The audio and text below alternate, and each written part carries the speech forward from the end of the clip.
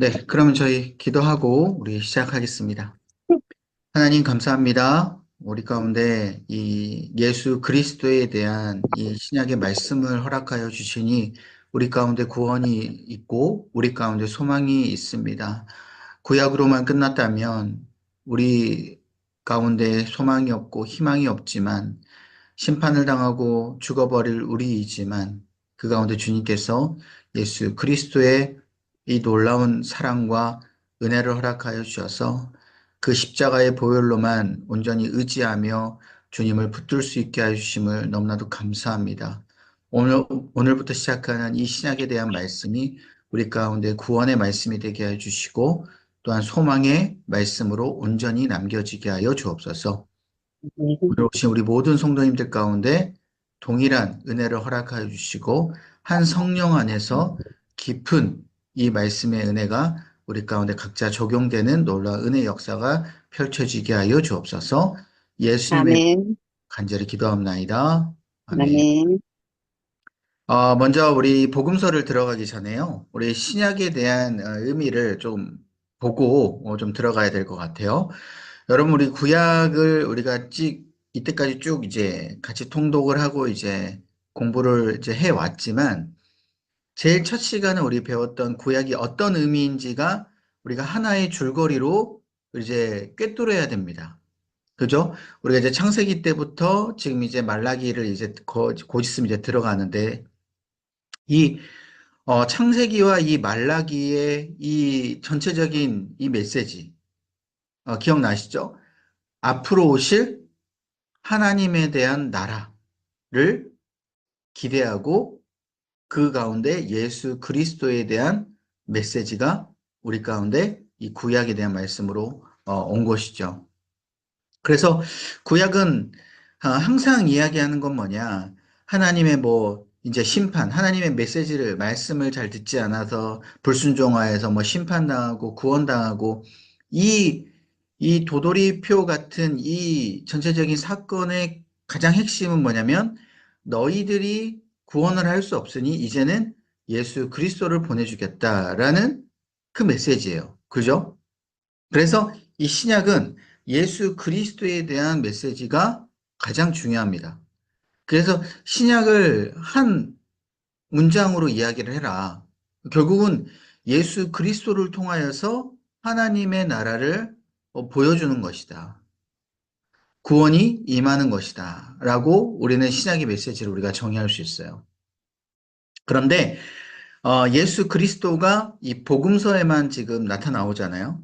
그리고 이 복음서가 끝나고 이제 사도행전부터 들어가다 보면은 이제 성령님을 통한 하나님의 나라를 이제 보여주고 완성하게 됩니다. 실상은 예수 그리스도를 통하여서 하나님의 나라를 맛보기로 보여줬다면 이제 성령님을 통하여서 하나님의 나라가 완성이 되고 이제 이어져 가는 것이죠.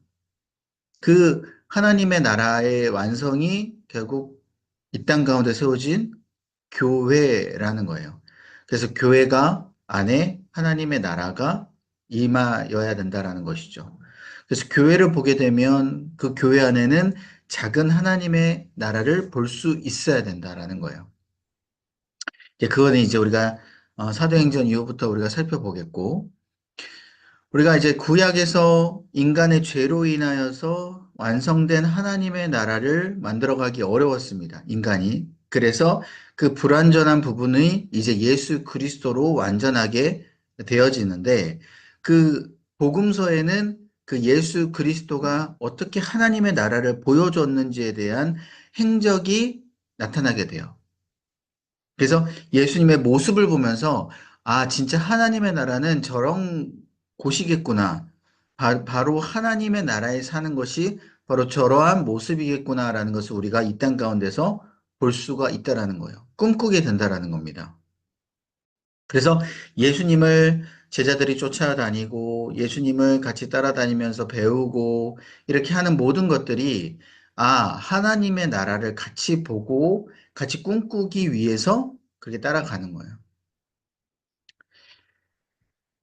그래서 예수님의 오심과 성령님의 오심이 이 신약에 대해서 구분이 됩니다. 예수님이 오신 건 막 처음에 말씀드렸듯이 예수님이 하나님의 나라를 보여주고 우리는 그 예수님을 바라보면서 하나님의 나라를 꿈꾸고 우리가 그 길을 같이 따라가고 그리고 성령님이 예수님이 승천하시고 난 이후부터 성령님이 오셨는데 그 성령님이 오시고 나서는 각자 우리 가운데 임한 성령님을 통하여서 이제 하나님의 나라를 완성해 가는데 그 하나님의 나라의 완성은 결국 교회, 이 땅 가운데 있어서는 임시 하나님의 나라입니다.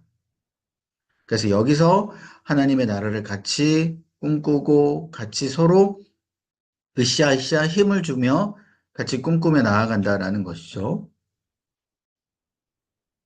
자, 이게 바로 이제 신약의 의미예요. 그래서 여러분, 우리가 이제 구약에서는 이제까지 볼 수 없었던 이제 예수 그리스도에 대한 온전한 은혜가 이제 이 신약부터 쫙 이제 펼쳐지게 됩니다. 구약에서는 하나님의 말씀이 선지자를 통하여서 임하였기 때문에 이 선지자도 불완전한 인간이고 불완전한 사람의 모습이었어요.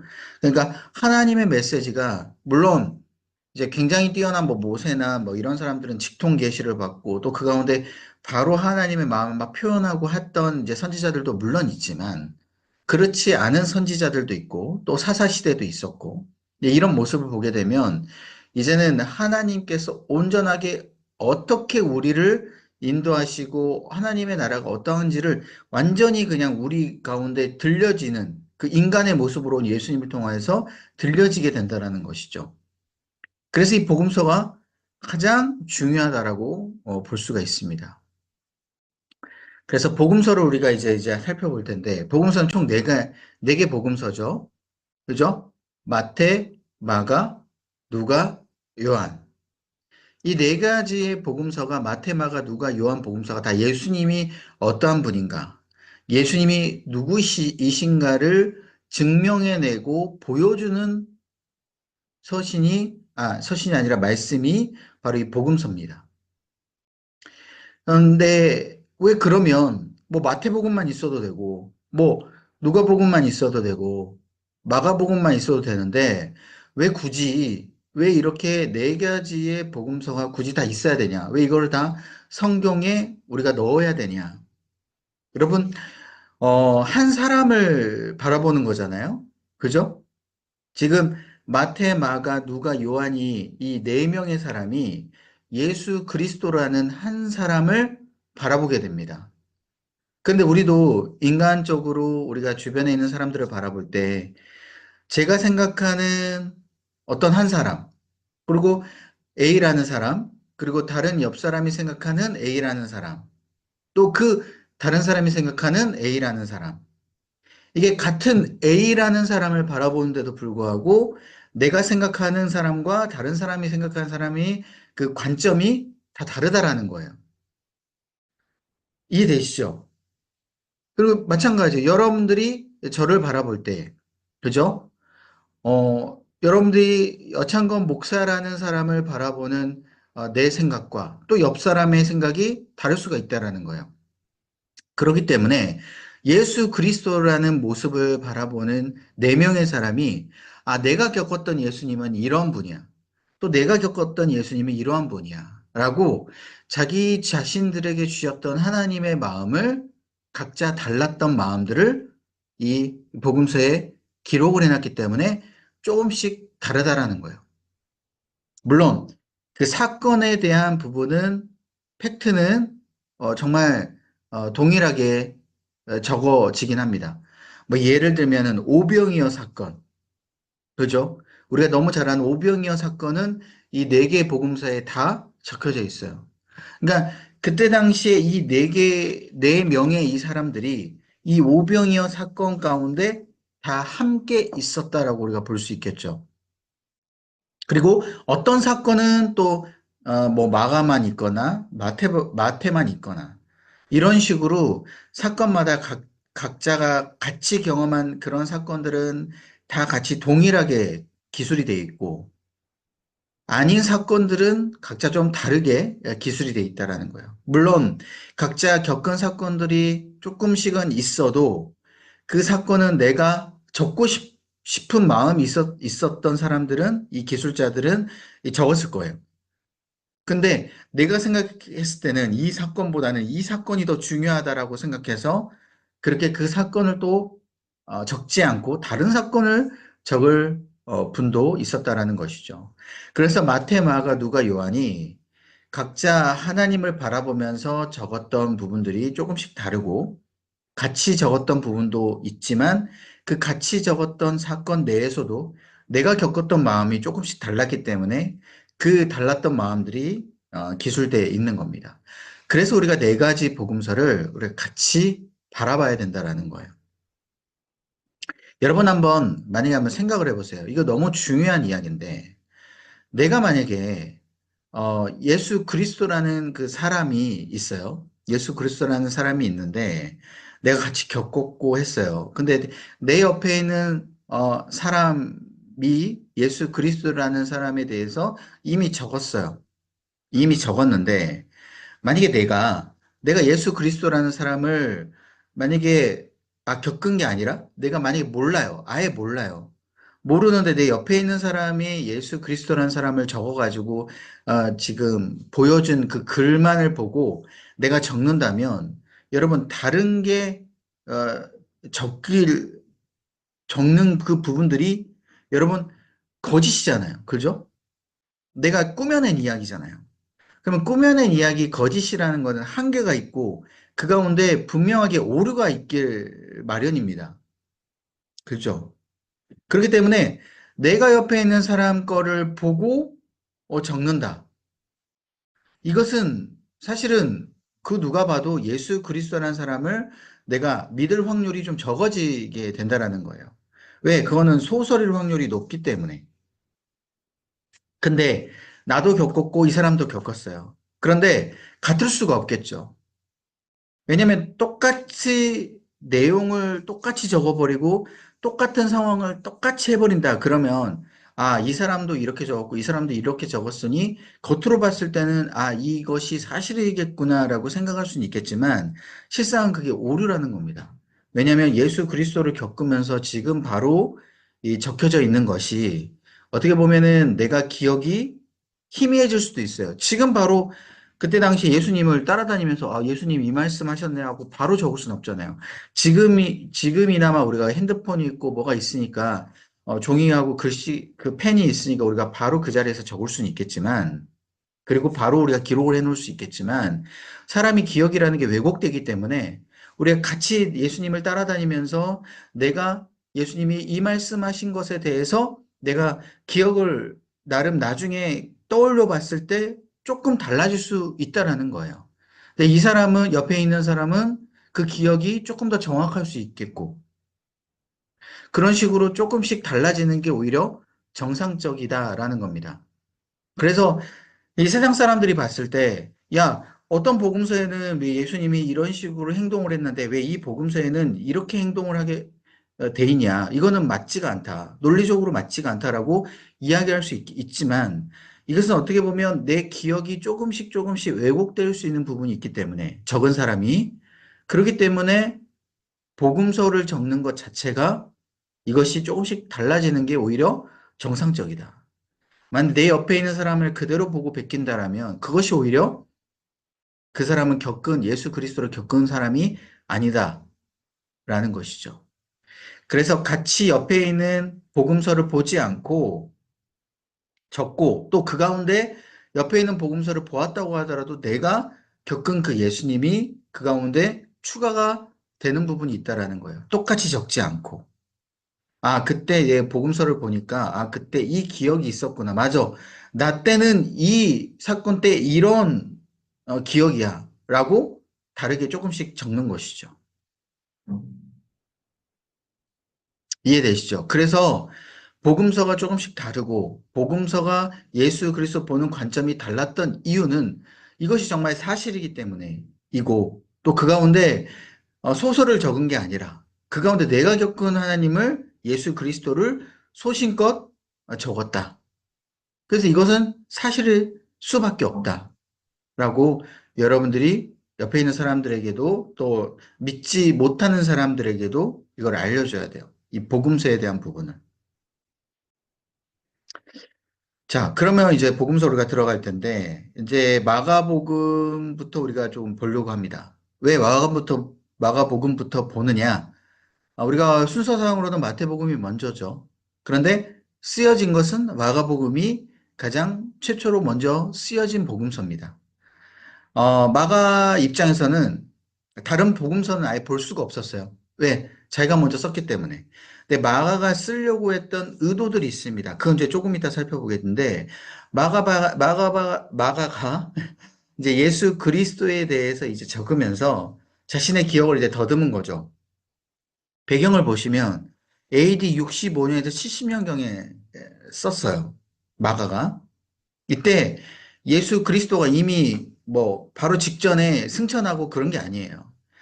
예수님이 대략 한 35년에서 AD 35년 정도에 승천하셨다고 보는데 그때 당시에 승천을 하시고 나서 보면 지금 이미 30년이라는 시간이 지났습니다. 그죠? 근데 마가가 그 전까지는 예수 그리스도에 대해서 적지 않았어요. 그러니까 기억에만 있는 거죠. 그런데 대략 한 이 시기 때 기독교 박해가 일어났던 시기였어요. 그래서 예수님을 믿는 자들을 마구 막 잡아 넣으려고 했고, 감옥에 잡아 넣으려고 했고, 핍박을 하던 시기였습니다. 그러니까 이 마가가 그 마음 가운데 아, 우리 기독교인들을 위해서 예수님이 어떤 말씀을 하셨고 어떻게 행동하셨는지를 내가 좀 적어봐야겠다. 그래서 이거를 잊어버리지 않게 후손들이 이 기독교 박해가 있는 이 시기 가운데 있어서도 예수님의 말씀을 보고 예수님의 행동을 보고 우리들이 믿음을 좀 지켜야겠다라는 마음을 가졌던 거예요. 특별히 로마에 있는 기독교인들이 지금 예수님을 잘 몰라요. 구전으로만 전해졌다는 겁니다. 약 대략 30년 동안 예수님 승천하시고 나서 예수님이 어떠한 분인지에 대해서 그냥 대략 서로 사람들이 이야기하고 또 이렇게 말을 한 것에 대해서만 이 기독교인들이 들었다라는 거예요. 로마에 있는 기독교인들이. 그리고 예수님을 알고 있는 기독교인들이 또한 잘 많지 않았다라는 거죠. 직접 겪어봤던 기독교인들이. 그렇기 때문에 예수님이 누구인지 이들이 믿음이 약하기 때문에 지금 박해를 받고 있는 이들에게 예수 그리스도에 대한 믿음을 견고하게 하기 위해서 이 마가복음을 기술을 했다라는 것이죠. 그래서 요한이 이렇게 마가복음을 이제 기술을 했는데 여러분 마가복음이 이제 마가가 썼는데 이 마가가 누구인지 여러분들 아시겠습니까? 어, 이 베드로의 제자였는데 여러분들 그 사도행전 보면 처음에 1차 전도 여행에 바울이 바나바랑 함께 마가를 데리고 1차 전도 여행을 갑니다. 기억나십니까? 그죠? 우리 사도행전 설교 때도 우리가 계속해서 우리가 살펴봤는데 마가가 전도 여행을 떠나가지고 선교를 열심히 하다가 중간에 탈락을 하죠. 힘들어서 그냥 돌아오게 됩니다. 그때 그 마가가 바로 여기 이 마가복음을 쓴 마가 요한이에요. 바나바의 조카이기도 하고 베드로의 제자이기도 합니다. 또 특별히 이 되게 학자들은 이 마가복음의 14장 51절 여기 보면은 이게 마가복음에만 나오는 이야기거든요. 이때 이 청년 마가에 대한 모습이 드러나요. 이 예수님이 잡히실 때 이 배, 그 옷 이불을 이렇게 덮고 있었던 것 같아요. 그 배 옷 이불을 덮고 예수님 막 따르고 있다가 이제 자기 자신이 생명의 위협을 느끼니까 예수님을 뭐 너 아냐? 막 이렇게 주변의 로마 군병들이나 주변의 사람들이 막 그 마가에게도 막 추궁을 하고 하니까 이 생명의 위협을 느끼니까 배 옷 이불을 벗고 그냥 도망을 이제 쳐버린 것이죠. 네, 그런 인물이 바로 이 마가이다. 아, 그래서 마가는 처음에 믿음이 없었을 때는 예수님을 도망가기도 하고 전도 여행 때도 도망가기도 했던 이 인물이다. 근데 나중에 베드로 이제 제자가 되고 그 가운데 이후에 나중에 바울이 이 마가를 가장 신뢰하게 됩니다. 마가는 내 동역자다라고 디모데 후서에 적기도 하죠. 아무튼 이 마가는 그렇게 청년 때부터 이미 예수님을 그 전부터 봐왔고 그 가운데 예수님께서 주시는 그 말씀과 행동을 이미 마가는 이 경험을 했다라는 거예요. 그래서 여러분 보시면 통독 포인트를 한번 보세요. 자, 아까 말씀드렸듯이 기독교 탄압이 있습니다. 예수님을 믿는 사람들은 다 감옥에 넣어요.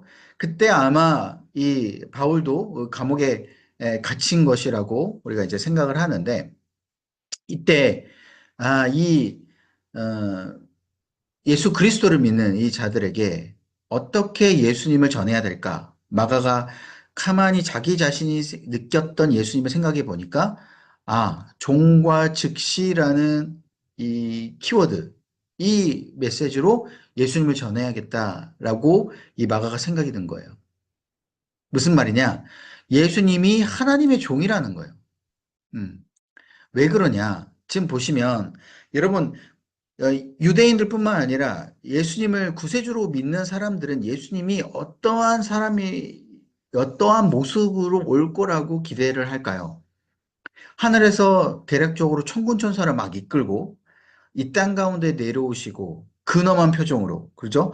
근엄한 모습으로 그 능력을 발휘하시면서 막 구름을 타고 내려오셔가지고 야, 너희들을 이제 내가 다 심판해버리겠다. 너희들 나를 안 믿는 사람들 내가 다 없애버리겠다. 막 하면서 막 엄청난 이 돌풍을 일으키고 막 오실 거라고 이제 당시에 이 메시아를 기대했던 사람들은 그렇게 생각하겠죠.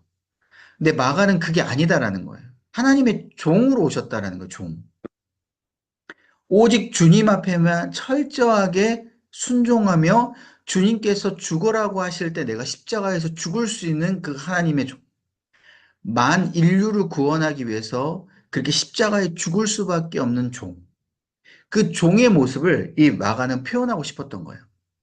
왜? 사람들의 그 생각 가운데 그것을 깨트리고 싶었기 때문에. 그래서 사람들은 예수 그리스도를 안 믿는 이유가 바로 그 부분 때문이다라고 마가는 생각했기 때문이에요. 주님께서는 구름 타고 오셔서 막 천군 천사를 끌고 와가지고 막 한꺼번에 쓸어버리고 그러한 모습을 기대했던 사람들에게 그게 아니다.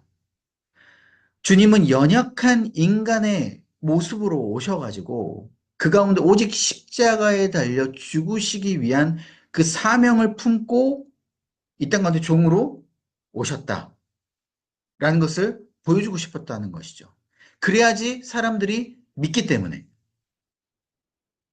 그리고 즉시, 즉시 뭐냐? 즉시 구원이 이루어질 것이다. 왜? 지금 핍박 당하고 있는 상황이잖아요. 견디기 어렵습니다. 사람이 견디기 어려울 때는 뭐가 필요해요? 구원자가 필요해요. 구원할 무엇인가가 필요한 것이죠. 그러니까 이 사람들에게 지금 현재 우리가 2000년 예수님이 오시고 난 2000년 뒤까지 지금 예수님이 안 오셨잖아요. 근데 마가가 만약에 물론 이제 2000년 뒤까지 마가도 안 오실 줄 몰랐겠죠. 아무튼 마가도 언제 오실 줄 모르겠지만 마가 입장에서 만약에 너희들 예수님이 언제 올지 몰라. 그러니까 그냥 무조건 너희들 죽기 전까지 예수님이 안 올지도 몰라. 그러니까 너희들 무조건 기다려야 돼라고만 마가가 그렇게 이야기를 했다면 지금 현재 핍박받는 사람들이 너무 힘들다는 거죠. 그러니까 예수님이 곧 즉시 임하게 될 것이야. 오실 것이야. 그러니까 너희들에게 곧 구원이 올 것이야. 라고 마가는 그렇게 안심을 시키면서 지금 구원을 이야기를 해주고 있는 거예요. 그래서 이들이 변절하지 않도록 견디면서 인내하면서 예수 그리스도를 끝까지 믿고 나아갈 수 있도록 이렇게 종과 직시에 대해서 마가복음은 이렇게 이야기를 해주고 있습니다. 그래서 밑에 보시면 그래서 예수님은 고난당하는 하나님의 종이다. 그리고 자발적인 종이고 구세주 왕이시다. 여러분 자발적인 종이라는 게 뭐예요? 옆 사람, 다른 어떤 외압, 환경에 따라서 내가 종이 되고 싶지 않지만 억지로 종이 된 게 아니라는 것이죠. 하나님의 사명으로 인하여서 그렇게 만유의 왕이시지만, 능력이 그렇게 크시지만, 자발적으로 자기 자신을 한없이 제한시키셔서 자발적으로 종이 되신 분이다. 그렇지만 이분은 만유의 왕이시다. 구세주 왕이시다. 라는 것을 마가는 입증하고 있다라는 거예요. 그리고 예수님은 자신이 왕이라는 거, 이것을 전체 정체를 비밀로 유지시킨다라는 겁니다. 구세주 왕이다. 구세주다. 그래서 계속해서 예수님은 이스라엘 백성들과 서기관과 바리새인들 이 모든 백성들에게 물론 자신이 이 땅 가운데 백성을 위하여서 왔다라고는 이야기는 해요. 말씀은 하세요. 그런데 자신은 십자가에 달려 돌아가시고 나서 이후에 승천하셔서 만 백성을 나는 구원할 사명을 띠고 왔다라는 것을 절대 말씀하시지 않습니다. 이게 비밀로 붙여졌어요. 왜 그러냐? 여러분, 이 비밀이 너무 중요한 게 뭐냐면, 당시에 이 박해가 한창이었잖아요, 박해가. 그러면 사탄이 생각했을 때, 여러분, 사탄 입장에서 보면 예수님이 정체가 딱 드러나요. 뭐, 여러분, 사탄도 어떻게 생각을 하냐면 예수님을 무조건 죽여야 된다라고 생각합니다. 하나님의 놀라운 계획을 몰라요. 십자가에 죽으셔야지만이, 십자가에 달려 돌아가셔야지만이, 피를 흘리셔야지만이 우리 가운데 구원이 임하게 된다는 건 아직 사탄도 모릅니다. 그러니까 사탄은 예수님이 메시아라는 것은 알고 있어요. 그렇기 때문에 사탄 입장에서는 예수님을 무조건 죽여야 돼요. 그게 십자가형이 됐든지 간에 무엇이 됐든지 간에 예수님을 죽이면 사탄 입장에서는 자신이 승리했다라고 지금 믿고 있는 겁니다. 이 당시에. 그렇기 때문에 사탄은 로마를 자신의 하수인 삼아가지고 자신의 도구 삼아가지고 예수님을 지금 죽여야 돼요. 그런 상황에서 예수님이 자신의 정체가 드러나게 된다면 십자가에 달려 돌아가셔가지고 꼭 그 가운데 돌아가시고 난 이후에 우리 가운데 구원이 임해야 된다라는 이 정체와 이 사명이 탄로나게 된다면 어떻게 돼요? 사탄은 죽이질 않겠죠, 예수님을. 십자가에 달려 죽으시면 사명이 이루어지기 때문에, 구원이 이루어지기 때문에. 그러니까 예수님은 그것까지 생각하시는 거예요. 그래서 정체와 사명을 지금 비밀로 하고 계시는 거예요. 하나님 나라, 메시아적 비밀과 하나님 나라 이 신비를 십자가에 달려 돌아가시고 나중에 승천하시는 이 모든 이 비밀을, 구원의 비밀을 비밀로 붙여야 된다는 겁니다. 마가는 그것이 지금 너무나도 중요한 포인트였어요. 그래서 그것을 계속 보여줘요. 마가복음 보면. 여러분, 읽다 보면은 너무 재밌어요. 이 포인트를 보시고 한번 읽어보세요. 아, 예수님은 하나님의 종으로 오셨구나. 그래서 여러분 하면은, 마가복음 10장 46절, 마가복음 10장 46절에 끝까지 보게 되면 바로 마지막으로 예루살렘에 대한 하나님의 최종 심판 선언, 그 다음에 제자들에게 깨어 있을 것을 강조하는 이게 뭐냐면, 아, 이제는 예수님이 사명을 감당하고 역할을 했다라는 것을 지금 보여주고 있는 거예요. 아, 내가 이제까지 잘 사명을 숨겼고 그 사명을 내가 잘 이루어왔다. 나는 오직 주님 앞에 종으로 죽으려고 왔다. 그래서 이 죽음이 하나님을 믿는 자들에게 구원이지만 하나님을 믿지 않는 자들에게 이제 죽음밖에 없는 거예요. 심판이 되는 거예요. 그죠? 그래서 항상 예수님께서는 죽으러 왔다. 종으로 왔다.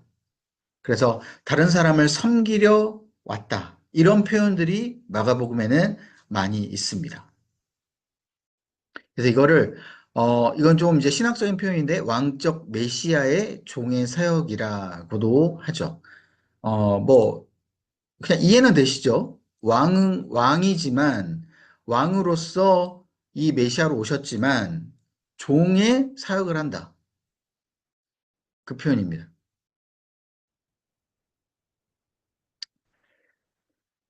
자, 그래서 내용 살피기를 보시면요. 1장 1절에서 15절까지 보시면, 마가복음은 바로 들어가요. 예수 그리스도에 대한 좋은 소식. 이게 바로 복음이다. 것을 마가는 바로 적어졌습니다. 그래서 바로 세례 요한이 예수님에 대해서 소개를 해요. 뭐 마태복음 같은 경우는 여러분 1장부터 어떻게 들어간지 아시죠? 그죠? 이제 엄청난 족보가 나오기 시작하잖아요. 이제 그 이유는 이제 제가 좀 나중에 설명을 드리겠고, 아무튼 마가복음은 예수님이 누구이신지가 지금 중요해요. 그래서 그걸 바로 세례 요한을 통하여서 소개를 합니다. 그죠? 나는 앞으로 오실 분을 길을 닦아줄 사람이다. 내가 메시아가 아니라 앞으로 오실 분이 메시아다. 근데 그 메시아를 선포하고 나서 예수님이 어떻게 된 거예요? 아주 가난한 아이로 이 땅에 오시게 된 거죠. 태어나게 된 거죠. 특별히 마태복음 같은 경우는 이 갓난아기에 대한 예수님에 대한 모습이 드러나 있죠. 근데 이 마가복음은 갓난아기는 이제 거의 드러나 있지 않고 바로 예수님이 왜 이 땅에 왔는지에 대한 하나님의 선포가 주로 이제 바로 시작이 됩니다. 세례받고 그 가운데 하나님의 나라를 선포하고 나가는 장면. 자, 그래서 이 하나님의 나라 선포를 믿는 사람들은 믿지만 믿지 않는 사람은 그 생각을 안 하죠. 왜? 예수님은 그냥 자기들이 봤을 때 연약한 사람의 모습이고 천군 천사도 데려온 것도 아니고 그 가운데 막 능력이 엄청나게 있는 것처럼 보이지도 않고 단순히 봤을 때 하나님의 나라만 선포하는 세례 요한보다는 뭔가 조금 괜찮은 사람 정도? 괜찮은 선지자 정도? 그 정도로 사람들이 보기 시작했다라는 거예요. 세상 사람들은. 자, 그래서 하나님 나라가 이제 그다음부터 이제 공개가 되는데 이때 하나님의 나라가 어떻게 공개가 되냐? 하나님의 나라를 계속해서 선포를 합니다. 하나님의 나라는 이럴 것이다. 하나님의 나라는 이렇게 하나님께서 놀라운 천국으로 만들어 주시고 우리가 그것을 꿈꿔야 된다라고 하나님의 나라에 대해 계속 선포를 해요. 그러니까 지금 보시면 예수님에 대한 정체는 드러내지 않아요. 예수님이 뭐 진정한 메시아로 와서 십자가에 달려 돌아가시고 뭐 이런 거는 나오지 않아요. 근데 사람들이 이 하나님의 나라에 대한 말씀을 딱 듣다 보니까 너무나도 말씀이 달고 오묘하죠. 너무 좋아요. 그래서 하나님을 따르기 시작합니다. 그렇게 따르기 시작하니까 주변에 있는 사람들이 배척을 하죠. 예수님을 이제 핍박하기 시작합니다. 자신들의 인기가 예수님에게 옮겨졌기 때문에. 그래서 예수님을 어떻게 죽일까부터 이제는 고민하기 시작하는 장면들이 나오게 돼요. 근데 이때 신성모독이다라는 거, 이걸 가지고 이제 배척하는 사람들이 이걸 가지고 이제 걸고 넘어지거든요. 왜 신성모독이냐면 예수님이 하나님의 나라에 대해서 선포를 하실 때 이제 서기관과 바리새인들이 너가 어떻게 하나님의 나라에 대해서 아냐? 넌 도대체 누구냐? 막 이렇게 정체에 대해서 물어보고 넌 도대체 뭔데 네가 그렇게 막 말을 하고 다니냐라고 이야기를 했을 때 예수님께서는 이렇게 얘기하죠. 내가 하나님의 나라를 이미 경험했다. 내가 그 하나님의 나라를 선포하기 위해서 이 땅 가운데 왔다. 그렇게 이야기를 해요. 그러니까 서기관과 바리새인들이 너가 언제 봤냐? 너 하나님의 나라를 어떻게 봤냐? 그렇게 이야기할 때 예수님이 이야기를 하잖아요. 나는 이미 예전부터 하나님과 함께 있었다. 얘는 이전부터 이미 하나님의 말씀으로 함께 있었다. 이렇게 이제 이야기를 해요. 그러니까 이 사람들은 뭐라고 생각해요? 하나님과 예수님이 지금 동급으로 여긴다라고 생각하니까 이제 어이가 없는 거죠. 지금 저 사람은 사람인데 어떻게 하나님과 함께 있느냐. 근데 이걸 가지고 이제 완전히 꼬투리 잡고 이제 죽이려고 합니다. 그래서 이때 예수님이 죽음에 대한 첫 번째 암시를 하게 돼요. 아, 나는 이제 죽을 수 있다. 근데 그 죽을 수 있다라는 표현을 쓴 게 아니라 이제 나는 이 땅 가운데 장차 고난을 받게 될 것이다. 고난이라는 이제 이 표현을 쓰게 된 것이죠. 이때까지도 제자들은 예수님이 십자가에 달려 돌아가신다. 이 사실을 예상을 하지 못합니다. 계속해서 주님이 왜 이렇게 내가 하나님의 그 사명을 가지고 이렇게 하는지에 대해서 계속 보여줘요. 두 번째, 그 하나님의 나라의 이제 신비를 보여주시는데, 하나님의 나라를 소개하고 그 능력이 얼마나 임한지를 계속 알려줍니다.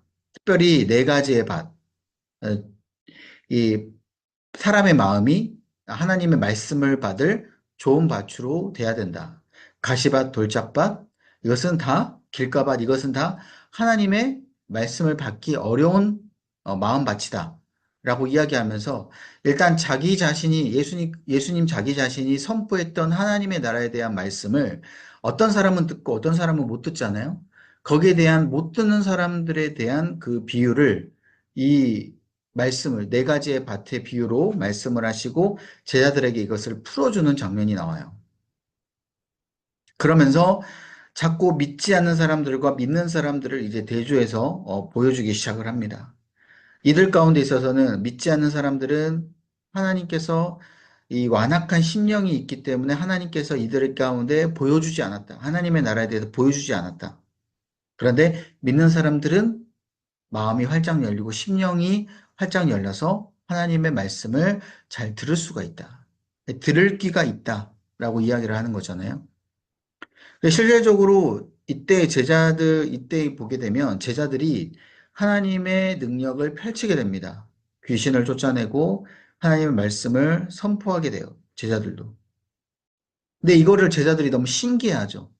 주님, 내가 주님 말씀대로 이렇게 하나님의 나라를 선포하면서 내가 예수 그리스도의 이름, 하나님의 말씀, 이것을 능력이 있음을 제가 경험하고 왔습니다. 제자들이 너무 신기해하죠. 근데 예수님은 이건 너무 당연한 거다. 앞으로 더한 놀라운 일들도 너희들이 보리라.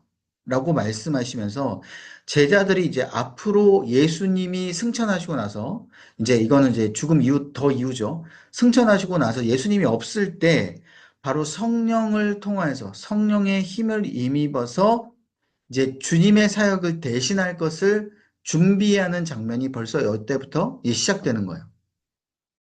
이때부터. 근데 이때는 이미 이제 그 주님께서 공생의 사역에 이미 중간으로 들어와 있어요. 그러니까 주님이 처음 공생의 사역 뭐 첫 부분하고 초창기 어렸을 때 이 모습은 이 마가복음에 거의 없고 주님이 하나님의 나라에 대해서 이제 보여주는 그 장면, 능력을 펼치시는 장면, 이런 장면이 주로 나오면서 제자들을 준비시키는 장면까지 이렇게 쭉 드러나게 됩니다. 그 다음에 이제 마지막에 보게 되면 이제 십자가와 제자도가 이때 드러나게 돼요. 나는 주님 앞에 죽으러 왔다. 이것을 보여주게 됩니다. 그게 언제 보여지게 되냐? 제자들에게 물어보죠.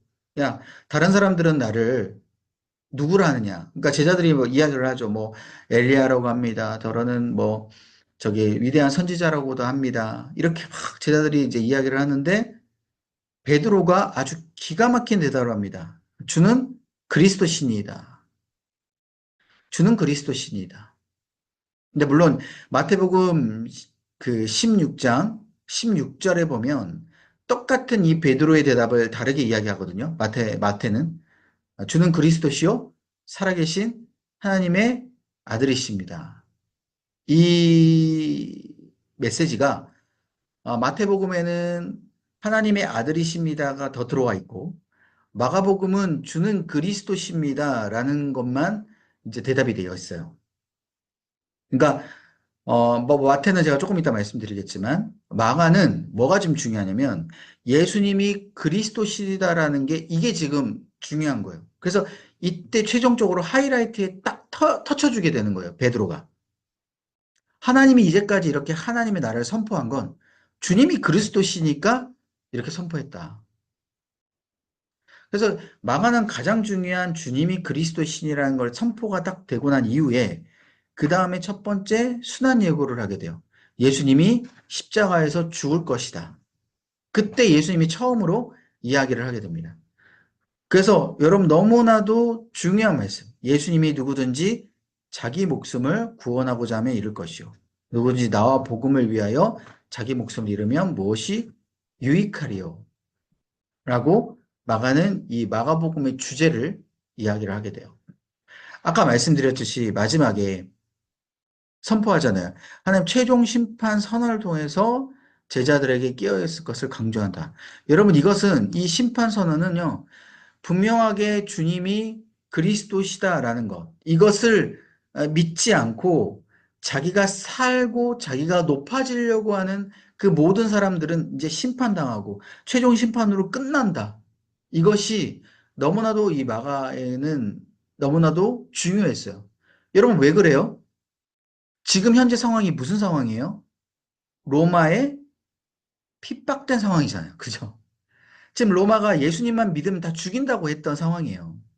그냥 그런 사람들이, 내가 내 자신이 살려고 열심히 노력하고, 주님을 그냥 믿을까, 믿지 말까, 막 이렇게 재고 따지고, 예수님이 진짜 구세주 맞나?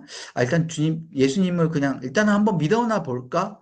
라고 그렇게 미적지근하게 신앙생활을 하고, 그렇죠? 그래서 겉으로 봤을 때는 예수님 안 믿는 척하고 속으로는 딱 가가지고 예수님 한번 믿어볼까 이렇게 딱 있고 그렇게 하면 안 된다는 거예요. 왜?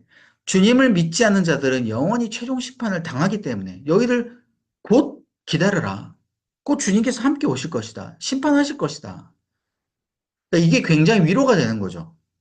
지금 주님을 지금 믿는 게 굉장히 힘들고 곧 있으면 죽을 것 같은 그 사람들에게는 이게 너무나도 위로가 되는 말씀이에요. 그래, 이순신 그 장군 말씀처럼, 내가 죽고자 하면 살 것이요. 살고자 하면 죽을 것이다. 이 메시지랑 너무나도 비슷하다라는 거예요.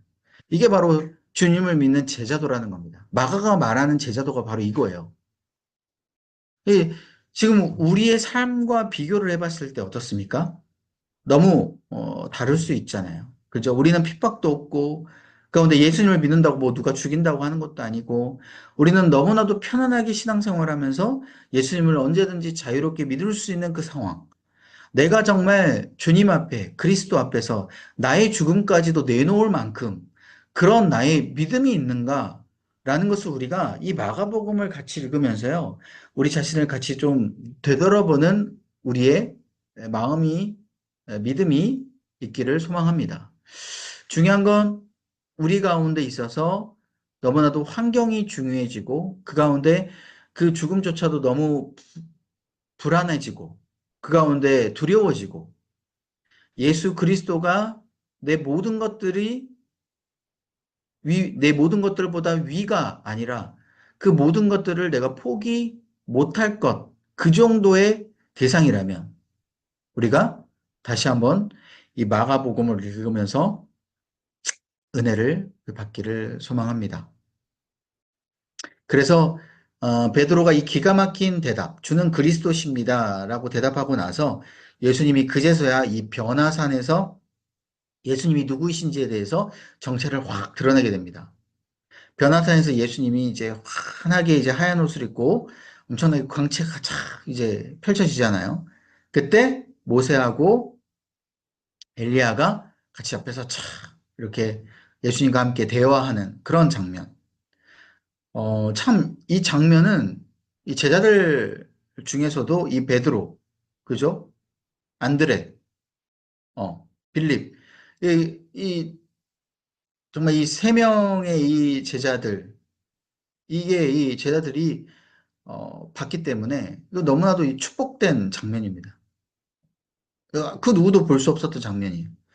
근데 이 변화산 사건을 통하여서 이 마가가 이제 이 제자들에게 이렇게 보여주셨던 거, 이것은 정말 하나님께서 정체를 드러내신 거구나라는 것을 알려주게 되는 거예요. 마가가. 마가도 아마 부러워했겠죠. 이것을 아마 보고 싶어 했겠죠.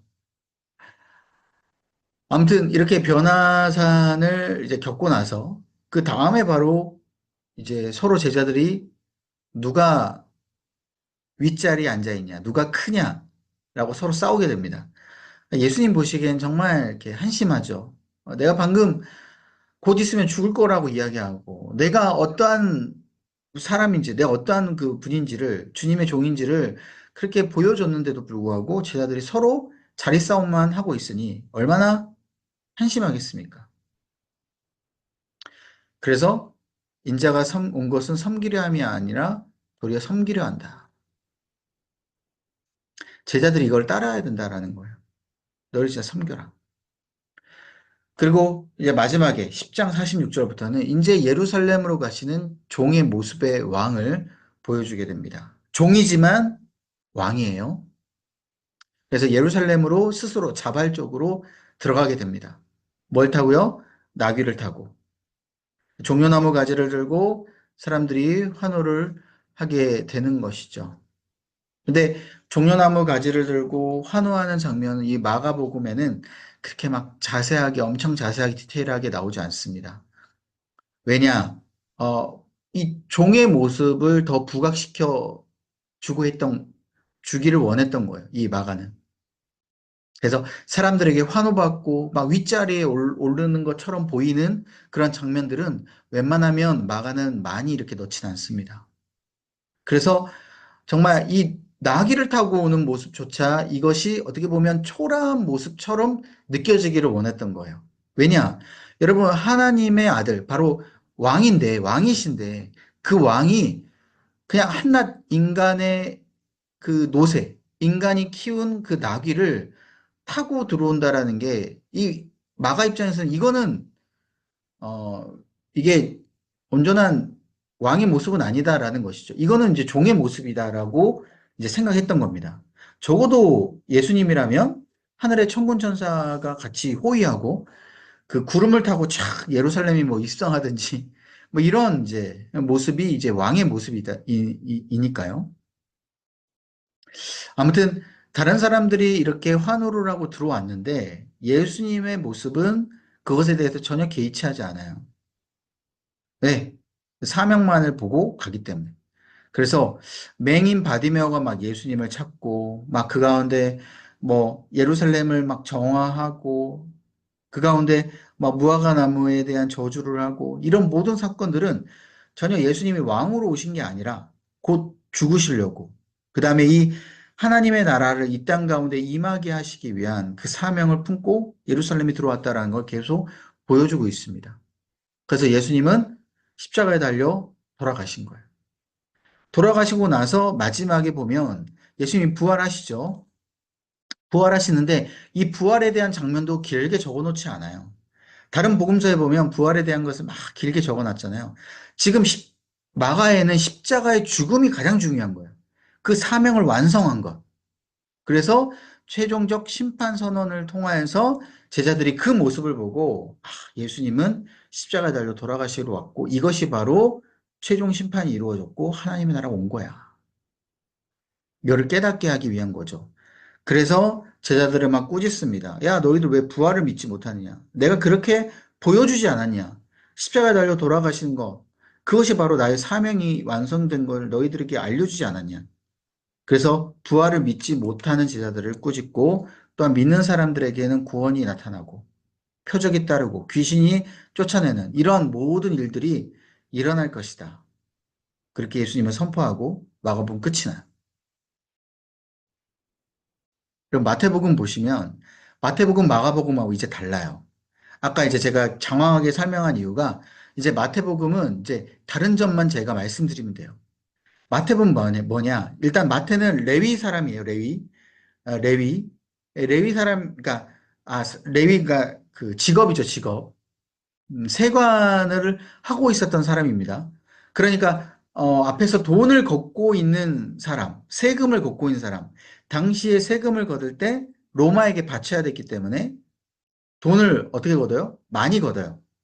그리고 바칠 건 로마에게 바치고 남은 그것을 자기가 이제 생활을 했습니다. 그러니까 많이 거두려고 했어요. 로마에게는 정해진 양만 바치면 되니까. 그래서 그렇게 부를 축적한 사람이 바로 마태였어요. 그러니까 주변에 있는 유대인들에게 이 마태는요, 멸시 천대를 받았던 사람이었습니다. 매국노, 나라를 판 사람. 옛날에 우리가 친일파처럼, 그죠? 일본에게 돈을 주고 자신의 지위와 권력을 샀던 사람. 그렇기 때문에 이 마태는 예수님을 만나기 전까지는 그러한 삶을 살아왔어요. 그런데 예수님 만나고 나서 완전히 변화되게 되었죠. 나를 따르라 하니까 마태 그 자리에서 그냥 일어나서 따르는 모습을 보게 됩니다. 그래서 이 마태는요, 누구에게 관심이 있느냐면 바로 유대인들에게 관심이 있어요. 왜? 이방 사람들보다는 유대인들에게 받았던 멸시 천대가 너무 많았기 때문에 하나님이 그러니까 자기가 이제 유대인들을 미워할 수 있잖아요. 자기 자신도. 그런데 하나님이 나를 이렇게 세워주시고 구원시켜 주신 것처럼 유대인들에게도 하나님이 이미 구원시켜 주시려고 하는 그런 마음이 사랑이 크구나. 예수님을 통한 이 유대인들에 대한 구원, 거기에 이제 초점을 맞춰지게 된 거예요. 그래서 유대인들은 예수님을 믿지 않으려고 했어요. 왜? 아까 말씀드렸듯이 유대인들에게는 너무나도 구약 말씀을 너무나도 잘 알아요. 곧 있으면 메시아가 올 거고, 지금 유대인들에게 계속 메시아를 기다리고 있습니다. 근데 그 메시아가, 이 안에 이 구약 성경에는 정확히 뭔가 십자가에 달려 돌아갈 것이다. 그리고 뭔가 구원을 받을 것이다. 이런 것들이 이제, 십자가에 달려 돌아가실 것이다. 이런 그 십자가에 대한 표현은 나오지 않았지만, 구약 성경에는 고난을 받고 죽을 것이다라는 것이 암시적으로 계속 많이 나와 있었어요. 그런데 유대인들은 그것을 믿지 못하는 거예요. 야, 메시아가 어떻게 이렇게 죽을 수 있느냐. 그 구약 성경을 너무나도 잘 아는 유대인들은 그 구약 성경을 오히려 믿지 못하고 자신들이 바라는 예수님만 기다리고 있었다라는 거예요. 메시아만. 예수님을 딱 보니까 그런 너무나도 형편없는 사람이거든요. 능력이 없는 사람이거든요. 절대로 로마 압제에서 우리를 구원할 그 분이 아니다라고 지금 유대인들은 생각을 하고 있었습니다. 그렇기 때문에 예수님은 왕이어야 돼요, 왕. 이 유대인들이 바라는 건 왕. 엄청난 근엄한 왕. 그래서 마태는 예수님을 근엄한 왕으로 표현해 주려고 굉장히 노력을 많이 합니다. 특별히 주님께서 택하신 왕이다라는 것을 보여주려고 했어요. 여러분, 그래서 족보를 쓴 겁니다. 족보. 여러분, 족보가 읽으면 도대체 이 족보가 왜 있지? 아무 의미가 없잖아요. 우리가 생각했을 때는. 근데 마태는 이 족보가 너무 의미가 큰 거예요. 왜? 여러분, 마태복음 1장 1절부터 보면은 여기 아브라함과 다윗의 자손 예수 그리스도의 계보라라고부터 이야기를 합니다. 여러분, 예수님이 누구의 자손으로 와야지 의미가 있는 거예요? 유대인들이 믿는 아브라함. 그리고 유대인들이 가장 인정하는 다윗. 왜? 적어도 유대인들은 그건 믿고 있었거든요. 다윗의 자손으로 오실 거라는, 메시아가 다윗의 자손으로 오실 거라는 건 이미 유대인들은 어느 정도는 믿고 있었어요. 근데 그게 예수님이라고는 생각을 못 했던 거죠. 그렇기 때문에 유대인들에게는 예수님이 바로 아브라함과 다윗의 자손이야. 이게 왕이야. 왕의 후손이야. 라는 것을 이 마태복음을 통해서 알려주고 싶어 했던 겁니다. 그래서 그다음부터는 이 족보가 허위 족보가 아니라는 것을 쭉 알려주는 거죠. 우리로 따지면 주민등록 등본이에요. 등본으로 계속 보여주는 거예요. 위에 등본처럼 보여주고 있는 것이죠. 입증하고 있는 겁니다. 그래서 다윗의 자손이라는 말이 10번 이상 이 마태복음에 나와요. 그래서 여러분, 특별하게 마태복음에는요, 뭐 예를 들어, 뭐 맹인 거지가 예수님을 부를 때, 다윗의 자손 예수, 나사렛 예수시여 라고 부르잖아요. 다윗의 자손. 그러니까 마태복음에는 이런 다윗의 자손이라는 표현들이 많이 나와 있어요. 근데 다른 복음서에는 조금 덜 나와 있죠. 잘 안 나와 있습니다, 많이. 그들에게는 다윗의 자손이 그렇게 중요한 게 아니에요. 다른 복음서는.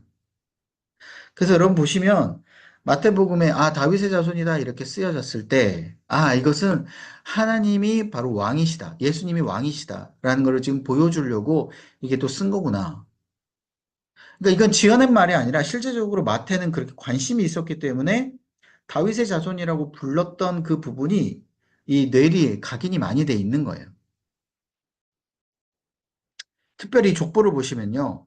아브라함과 다윗까지 14대. 그리고 다윗부터 바벨론까지 14대. 바벨론부터 예수니까 14대. 총 14대로 다 이렇게 잘라져 있잖아요. 보면은.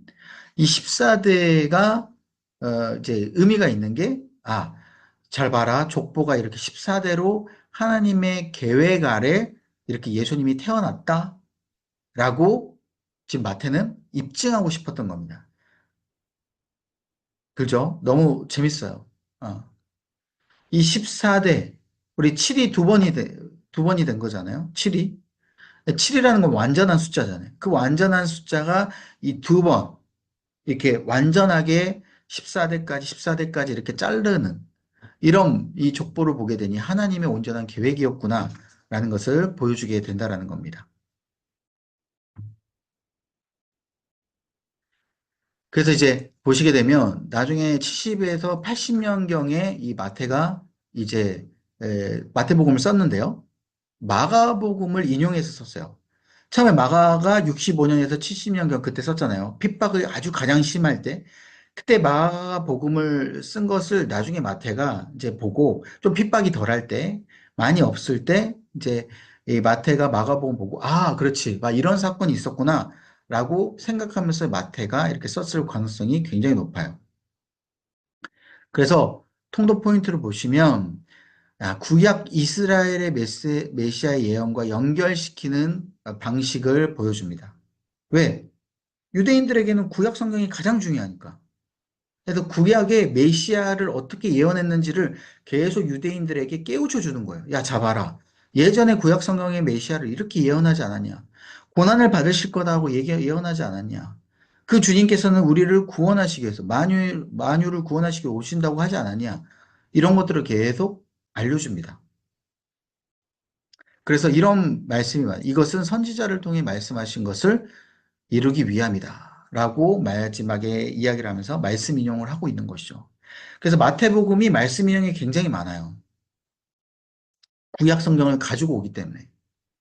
그래서 너무 여러분 마태복음을 보면서 그 인용된 거 성경책에 보면 이게 주석이 나와 있잖아요. 이렇게 1, 뭐 2, 이렇게 각주가 이렇게 나와 있잖아요. 그 각주를 보시면서 그 앞에 구약 성경을 한번 같이 읽어보시면 여러분 이해가 더 잘 되실 겁니다. 이 말씀을 또 이렇게 인용을 했구나.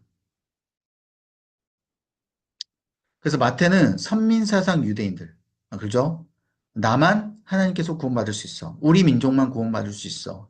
이러한 이 유대인들에게 이방인, 그리고 여인도 포함, 이 이방인들에게도 구원이 있다라는 것을 이 마태복음은 보여줍니다. 야, 유대인들 너희들 생각을 바꿔야 돼. 너희들만 하나님께서 구원하러 오신 게 아니라 이방인들도 구원하러 오시려고 했어. 특별히 족보에 보면 다말, 라합, 룻, 우리아의 아내 밧세바가 족보에 포함되어 있어요. 왜냐? 이들의 자손이 예수 그리스도다. 이들의 선조가 아브라함이고 다윗이다. 라는 것을 보여주고 있습니다. 이들에게도 하나님의 계획 안에 있다라는 걸 지금 보여주고 있는 거예요. 그래서 그냥 넣은 게 아닙니다. 그리고 또 당시에 최고의 석학, 동방 박사들이 또 등장을 하죠. 여러분, 예수님이 태어나실 때 동방 박사들이 나타나서 알려주잖아요. 그죠? 이게 다 이유가 있습니다. 마가복음이나 뭐 누가복음은 동방 박사라고 하지 않아요. 누가복음 목자라는 표현도 나오고 이렇게 하는데 여러분, 목자보다 동방 박사가 더 유식해 보이죠. 왜? 최고의 석학입니다. 그러니까 유대인들이 존경하려고 한다면, 유대인들이 믿게끔 하려고 한다면, 최고의 석학인 동방 박사들 정도가 메시아를 태어났다라고 말을 해줘야지 이게 믿음이 가는 거예요. 그래서 마태복음에는 예수님이 태어나실 때 동방 박사가 나옵니다. 여러분 재밌지 않으세요? 이게 굉장히 재밌습니다. 그리고 하나님 나라가 도래할 때 이 죄인들이 하나님의 자비의 임재를 받게 된다라고 이야기해요. 하나님 나라가 딱 임하게 됐는데 이때 이 죄인들은 어떤 죄인들이에요? 하나님을 왕으로 믿지 못하는 유대인 너희들도 죄인이 될 수 있다라는 거예요. 그 죄인인 너희가 이제 예수 그리스도가 오게 됐을 때 하나님이 재림하시고 이제 오게 됐을 때 재림이 아니라 하나님이 오시게 됐을 때 너희들은 하나님의 자비의 임재를 받게 될 것이다. 그러니까 예수님이 유대인들을 배척하지 않잖아요. 그죠? 유대인들은 예수님을 배척해도 그 예수님이 유대인들을 포함하고 사랑을 주는 그 모습, 그것을 이제 알려주게 되는 겁니다. 그래서 너희들 돌아와라. 너희들 예수님의 제자가 되라. 라고 이야기를 하는 것이죠. 자, 그래서 이제 서론을 보시게 되면, 그래서 예수님은 이제 왕의 모습이에요, 왕. 왕의 모습. 여러분 기억하세요? 마가복음 뭐예요? 종의 모습. 근데 마태는 왕의 모습이에요. 그래서 예수님이 메시아로 출생했다라는 걸 보여줘요. 왕으로 출생했다. 그래서 마가는 어떻게 보면은 예수님이 이렇게 그 낮은 자리에 오셔가지고 그 말구유에 막 그 태어나고 막 이런 것들이 너무나도 이제 그 예수님의 온전한 그 사명을 품고 그렇게 온 거라면 이 마태는요, 예수님이 말구유에 오시고 그렇게 태어난 게 왕으로 오셨는데 너희들이 보지 못했다라는 거예요. 너희들이 알 수 없도록 보지 못했다. 그런데 하나님께서 택하신 동방박사들은 그걸 알았다.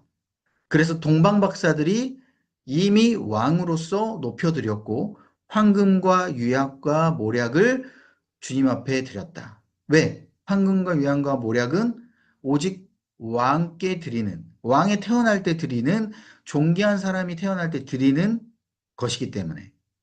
근데 너희들 말구유에 태어났다라고 무시하는 게 아니라 이건 오직 왕임을 너희들이 기억해야 된다라고 이 마태는 이야기를 하고 있어요. 특별히 족보 먼저 나온다고 했죠. 족보는 주님께서 왕이심을 먼저 이야기를 해주고 시작을 하게 되는 것이죠. 그 다음에 3장 1절부터 보게 되면 예수님에 대한 이제 소개가 나와요. 이제 예수님이 세례를 받게 됩니다. 이제 세례를 받을 때 세례 요한을 통해서 받게 되죠. 근데 이때 너무 명확하게 주님께서 선포하게 됩니다. 이는 내 사랑하는 아들이요 기뻐하는 자라. 여러분, 이 말을 왜 마태가 굳이 적어놨을까요? 주님이 하나님의 아들이심을 왕으로 이 땅 가운데 오셨음을 대관식을 보여주고 있는 거예요, 지금. 음. 그래서 대관식을 하고 난 다음에 이제 성령이 이끌려서 광야에 가죠. 그래서 광야에 간 그 모습 가운데 이제 주님께서는 금식을 하고 이제 온전히 승리하는 모습을 보여주게 됩니다. 왜? 왕으로서 인간이 이길 수 없는 사탄. 하나님은 왕으로서 이겨버려요. 예수님은. 그 왕으로서 40일간 금식을 하고 이겨버리는 모습을 통해서 이제 사단은 찍소리도 못하고 오직 이제 하나님의 능력으로만 예수님께서는 이제 사역을 하는 모습을 보게 되는 것이죠. 왕의 자질까지도 갖춰진 모습을 이제 보여주고 있는 겁니다. 자, 그 다음에 하나님 나라를 선포를 하는데요. 이때 이제 산상설교를 해요. 산상설교가 뭐예요? 산에서 이제 설교를 하시잖아요. 그때 주님을, 그 예수 그리스도를 따르는 이제 제자들을 이제 모아놓고 이때 수많은 사람들, 제자들에게 말씀하는 이 산상설교가 단순히 너희들 뭐 이거 해라, 이거 하지 마라, 이게 아니라 하나님의 나라 가운데 있어서는 이러한 자만이 들어갈 수 있다라는 그 조건을 이야기하는 거예요. 심령이 애통한 자, 뭐예요? 정말 하나님 앞에 내가 심령을 애통하게 하는 자만이 하나님 나라를 들어갈 수 있다라는 거잖아요. 의를 위하여 목마르고 줄인 자, 하나님의 나라를 위하여서 나아가는 그런 이제 자들을 이야기하는 거잖아요. 근데 이 사람들은 예수 그리스도를 믿지 않고 자기들이 뛰어나다라고 생각한 사람들이라는 거예요. 반대에 있는 사람들은.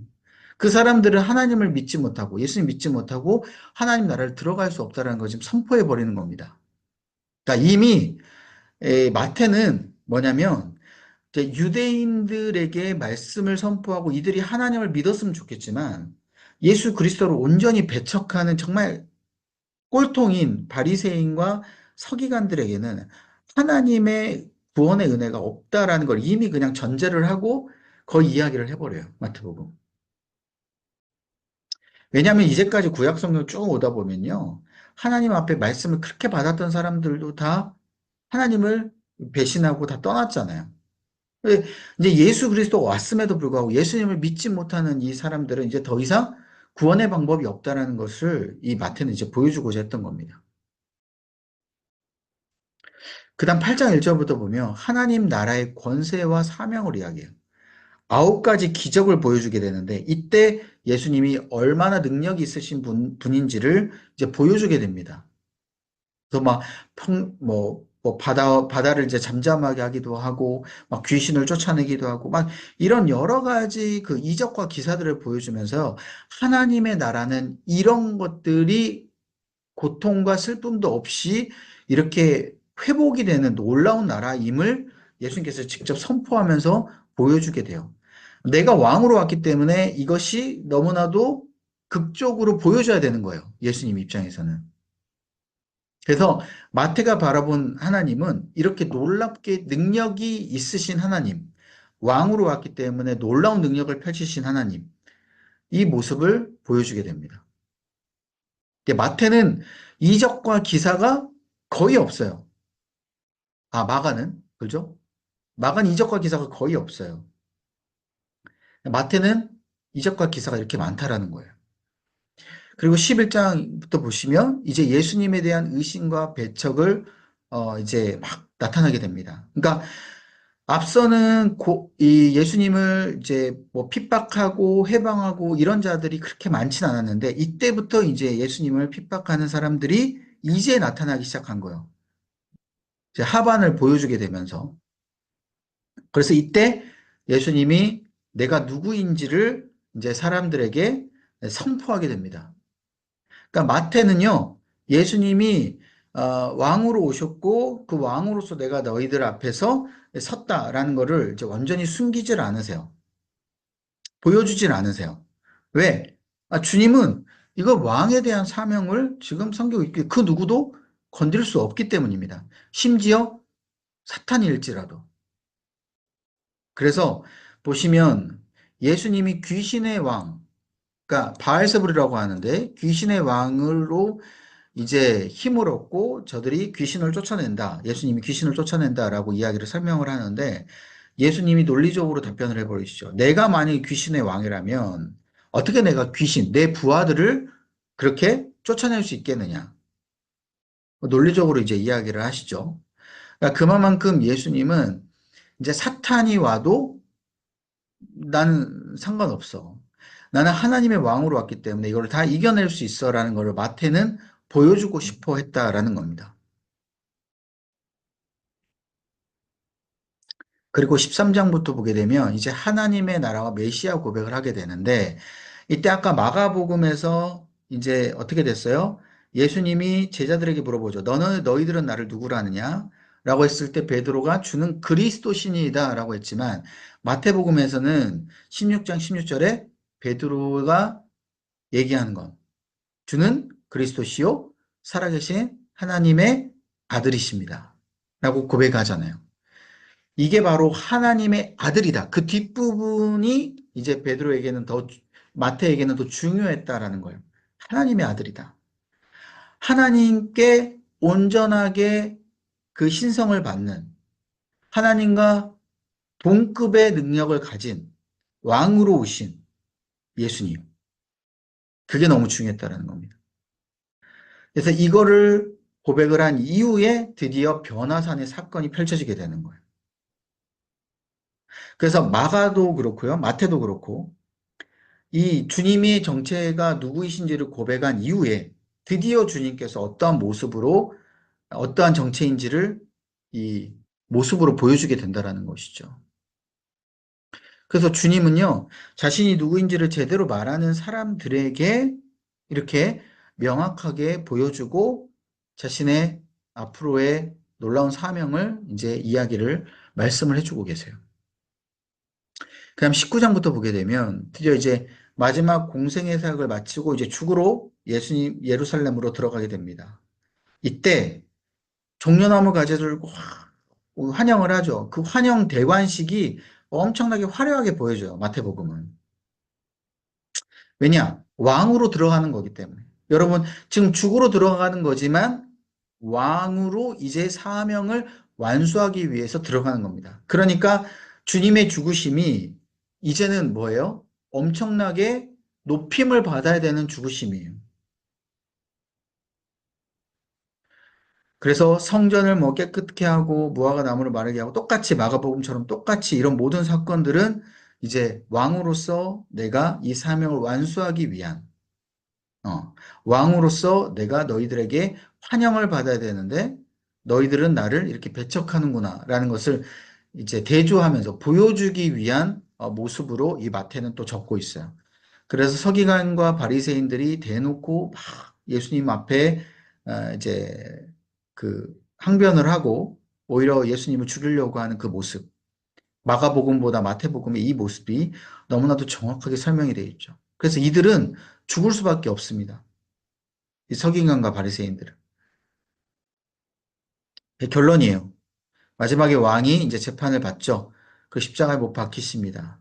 이때 성전이 둘로 확 찢어집니다. 이때 뭐예요? 뭘 보여주고 있는 거예요? 마가복음에는 이게 나와 있지 않아요?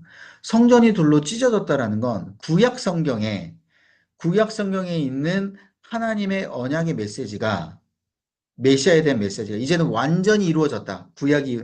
구약의 구원이 완전히 이루어졌다. 라는 걸 보여주게 됩니다. 왜? 제사가 필요 없게 되는 거잖아요. 이제는 예수 그리스도의 이름으로만 있으면 그 보혈의 이름으로만 우리가 능력으로만 우리가 주님 앞에 나아갈 수 있기 때문에 이제는 뭐 성막 가운데 그 휘장이 필요 없는 거예요. 그래서 이 모습이 이 유대인들에게는 필요했다라는 거예요. 이제 구약 성경을 너희들이 집착하지 마라. 구약 말씀에 대해서 너희들이 집착하지 마라. 너희들이 제사 안 드려도 이제 예수 그리스도의 이름으로 너희들이 제사로 하나님 앞에 나아갈 수 있다. 양의 피, 그것이 이제 필요 없다. 그걸 이제 보여주게 된 것이죠. 그래서 제자들에게 마지막 당부로서 모든 민족을 제자로 삼아서 아버지와 아들과 성령의 이름으로 세례를 베풀어라. 이제 세례는 어떤 특정한 사람들이 몫이 아니라, 그리고 자신의 이름으로 세례를 베푼 게 아니라, 오직 예수 그리스도의 이름과 성령의 이름으로, 성부, 성자, 성령, 이 세 명, 이 삼위일체의 하나님의 이름이 있을 때 완전한 세례가 된다. 그 전까지는 아들의 이름이 없거든요. 그리고 성령이 없어요. 그 아버지의 이름으로 이제 세례를 줬어요. 이제는 성령까지 같이 들어옵니다. 아들과 성령. 그래서 세례를 베풀고 제자를 만드는 이런 이제 민족의 복음이 이제 선포하게 돼서 유대인들에게만 복음이 있는 게 아니라 만방에 복음이 펼쳐지는 것을 정확하게 이야기를 해주고 끝나게 됩니다. 이게 마태복음이에요.